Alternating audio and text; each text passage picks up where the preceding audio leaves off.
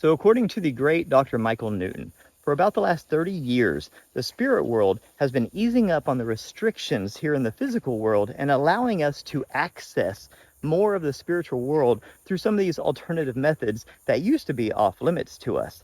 And the reason for this, in a nutshell, is because of our increasing addiction to drugs, alcohol, and technology and how it has severed all of our connections to the spirit world.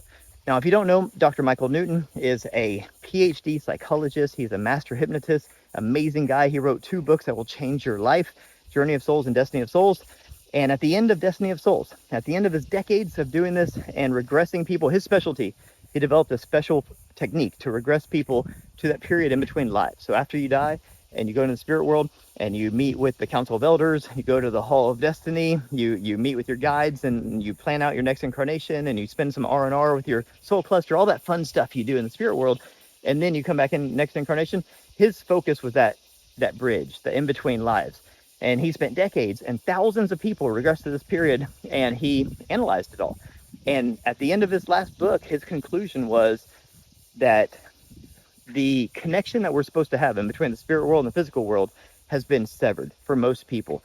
That the human body is basically a physical avatar that your non-physical spirit enters into to be able to drive around and play in this physical world. So we have a memory wipe when we come in here so that we can focus. Because if we remembered all of our past lives and everything going on in the spirit world, it'd be too much and we wouldn't focus. So we put the blinders on, we come in this physical world and we focus. So we don't know what's going on out there. But our spirit family, they're paying attention. They're watching us. They're helping us and guiding us. So they have to have communication. They have to be able to get us messages and insights and that kind of stuff when necessary to keep us out of trouble and keep us, on our path. But what they're finding out is that because of people's addictions to all these things, that we're trapped, we're prisoners inside of these vessels, and we've severed those connections.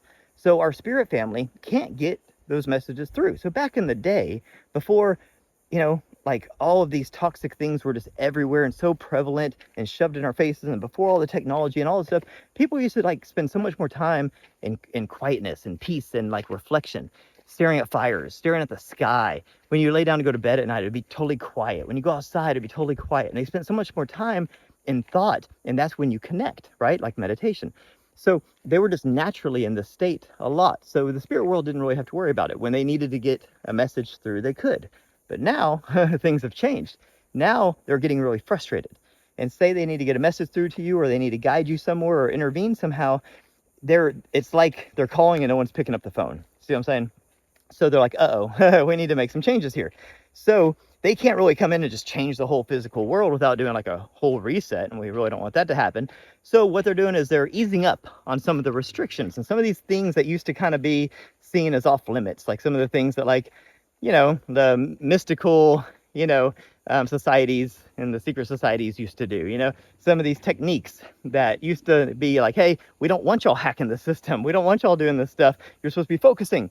Now they're like, okay, we need to ease up these restrictions and allow the humans to do whatever they have to do to be able to, communicate to the spirit world. So what Dr. Michael Newton concluded at the end of his decades of research and taking thousands of people to the spirit world, analyzing their experiences. I mean, it's so fascinating. You got to read his books. He came to the conclusion that because of our addiction to drugs, alcohol, and technology, because we've severed our connection to source and to the spirit world, that they now are allowing us to do things like hypnotic regression and QHHT and some of these more advanced, hypnotherapy methods, things like HemiSync, things like, different meditation techniques and stuff. Now, these things that didn't used to be encouraged because they weren't really necessary, now they are like, okay, use all the tools in the toolbox, develop new tools. They're basically taking the chains off and allowing humans to do what they need to do to connect, and to become sober and clear and clean and free, so that we can reestablish this connection to them, so that they can do what they need to do and guide us and help us along. Basically, when they call, you got to be able to answer the phone. So that's what Dr. Michael Newton came to that conclusion. I would back that up with my own experiences, and I think it's a beautiful thing. Not that we're stuck in this fog and so many people are addicted to so many things, but that the spirit world is making changes to how everything works so that we can bust out of this. So anyways, let me know what you think about that. I think it's pretty cool. Hope you'll have a beautiful day.